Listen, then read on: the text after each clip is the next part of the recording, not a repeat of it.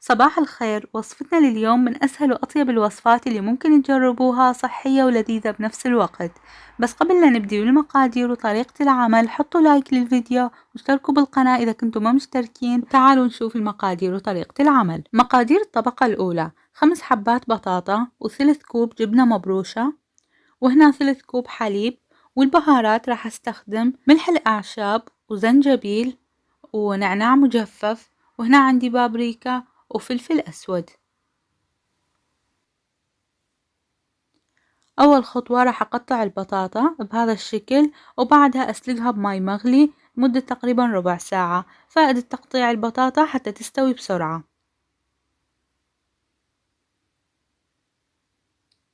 هسه بعد ما قطعناها راح أضيف عليها ماي مغلي،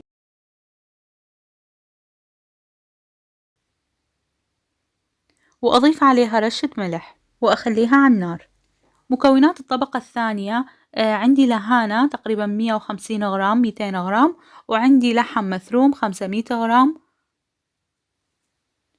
وهنا عندي 3 ملاعق كبيرة طحين، وعندي حبة بصل، وعندي بيضتين. اللي عنده حساسية من البيض ممكن ما يستخدمهم. وهنا عندي البهارات: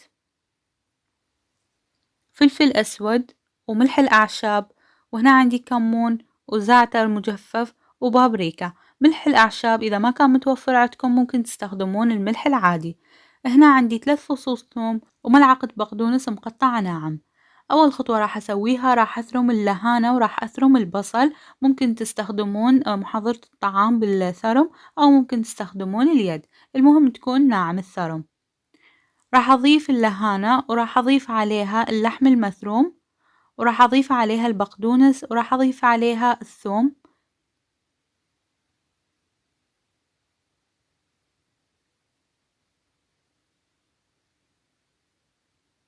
وراح أضيف عليها البهارات والبصل والطحين، وأضيف عليها البيضتين. وهسه راح أخلطهم باليد إلى أن تتجانس كل المكونات وتمتزج مع بعض. بعد ما امتزجت كل المكونات مع بعض وجهزنا طبقة اللحم، هنا بعد ما سلقت البطاطا صارت بهذا القوام اللين، وراح أقدر أهرسها. راح أهرسها بالشوكة، وممكن تستخدمون اليد.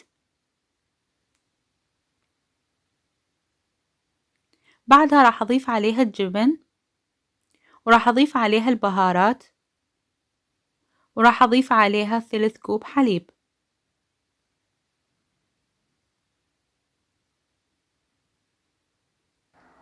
وهنا صارت عندي جاهزة طبقة البطاطا.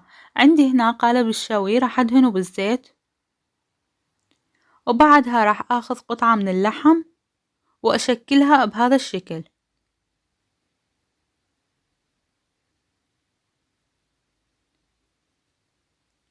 بهذا الشكل، وراح أخليها بالقالب.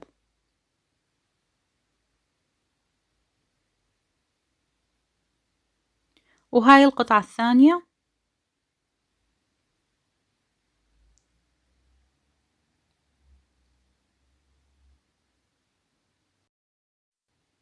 وراح أشكل كل الخليط اللي عندنا بهذا الشكل.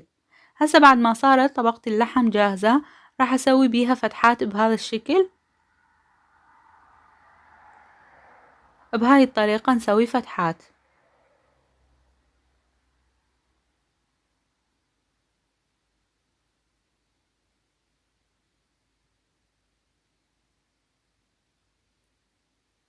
هنا عندي البطاطا، راح اخذ بطاطا واشكلها بهذا الشكل، واحاول اخليه شكلها يكون مقارب للفتحة اللي سويناها، ونخلي البطاطا بداخل الفتحة.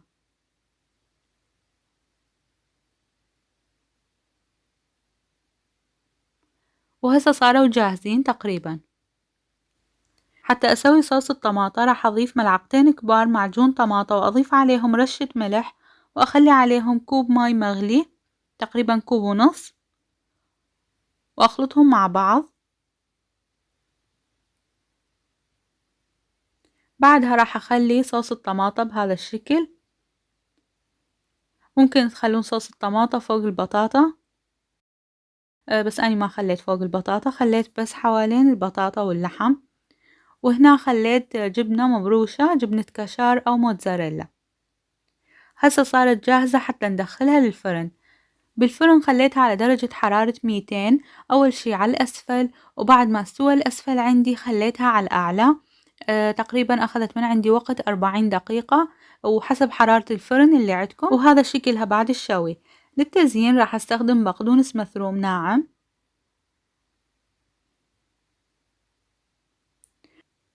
وهسه صارت عندنا جاهزة للتقديم.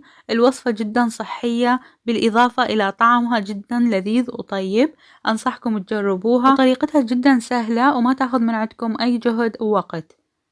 وهذا شكلها وقوامها من الداخل.